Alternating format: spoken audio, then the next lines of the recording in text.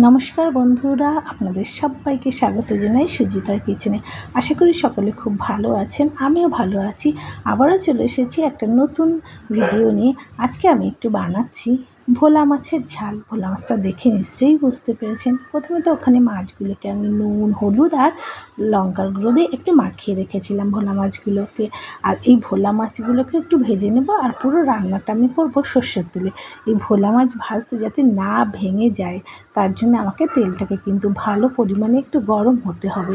হালকা গরম হলে মাছ দিলে কিন্তু মাছগুলো ভেঙে যায়, কিন্তু একটু তেলটা যদি বেশ পরিমাণে গরম হয়, তারপর দেখো মাছগুলো আমার একটাও ভাঙেনি, তাতে কিন্তু মাছগুলো ভাঙে না। তো এইভাবে আমি সব মাছগুলোকে ভেজে তুলে নিয়েছি। তারপরে দেখো সেই তেলের মধ্যে একটু কালো জিরে ফোড়ন দিয়ে দিয়েছি, আর তারপরে দুটো মিডিয়াম সাইজের পেঁয়াজ আমি একটু গ্রেটার দিয়ে গ্রেট করে রেখেছিলাম।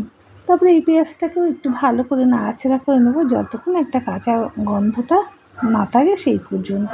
তবে এই রান্নাটা করতে কিন্তু বেশ সময় লাগে না, খুব কম টাইমেই হয়ে যায় এবং খেতেও দারুণ লাগে। গরম ভাতে তো আর বলারই কথা নেই। দেখো পেঁয়াজটা মোটামুটি একটু ভাজা হয়ে গেছে। তারপরে আবার একটা বড় সাইজের টমেটো দিয়ে দিয়েছি, সেই টমেটোকেও গ্রেট করে রেখেছিলাম। এবার এটাকেও একটুখানি ভালো করে নাড়িয়ে নিতে হবে। ওই বললাম, কাঁচা গন্ধ যতক্ষণ থাকবে ততক্ষণই নাড়িয়ে নিতে হবে। মোটামুটি এটাও হয়ে গেছে। এরপরে দিয়ে দেবো সামান্য কিছু মশলা, যেগুলো নরমাল মশলা, যেরকম একটু হলুদ গুঁড়ো, লঙ্কার গুঁড়ো, আর তার সঙ্গে একটু নুন।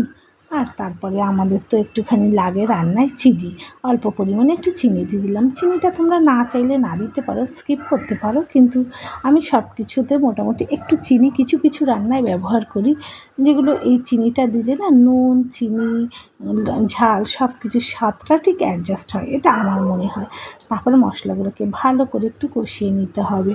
তো এই সব মশলাগুলো মাখিয়ে নিয়ে এবার একটু পরিমাণে দিয়ে দিলাম জিরের গুঁড়ো, দিয়ে আবারও একটু ভালো করে মিশিয়ে নিয়ে আবারও একটু ভাজা ভাজা করে নিয়ে এরপরে দিয়ে দেবো সামান্য পরিমাণে একটু জল দিয়ে মশলাটাকে কষালে মশলাটা ভালো মতো কষে, সেই জন্য একটুখানি পরিমাণে জল দিয়ে আমি এই মশলাটাকে কষিয়ে নেব।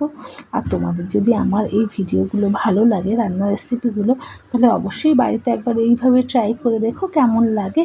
আর তোমরা কিন্তু অবশ্যই কমেন্ট করো, তোমাদের এই ভ্যালুয়েবল কমেন্টগুলো আমাকে ভীষণ উৎসাহিত করে আরও নতুন নতুন ভিডিও করার জন্যে। আর তোমাদের আমি অধীর অপেক্ষা করি তোমাদের কমেন্টের জন্যে। আর ভিডিও ভালো লাগলে ছোট্ট করে একটা লাইক করে দিও, আর একটুখানি শেয়ার করে দিও। আর তোমরা যারা এখনও আমার চ্যানেলটাকে সাবস্ক্রাইব করোনি বা ফলো করোনি, অবশ্যই কিন্তু করে দিও, একদম ভুলবে না কিন্তু। আর পাশে বেল আইকনটা আছে, সেটাকে অন করে দিও।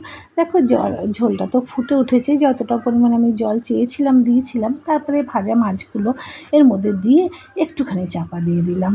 বেশ কিছুক্ষণ চাপা দেওয়ার পরে দেখো এগুলোকে মোটামুটি হয়ে গেছে। এগুলো তো আর বেশি নাড়াচাড়া করার দরকার নেই।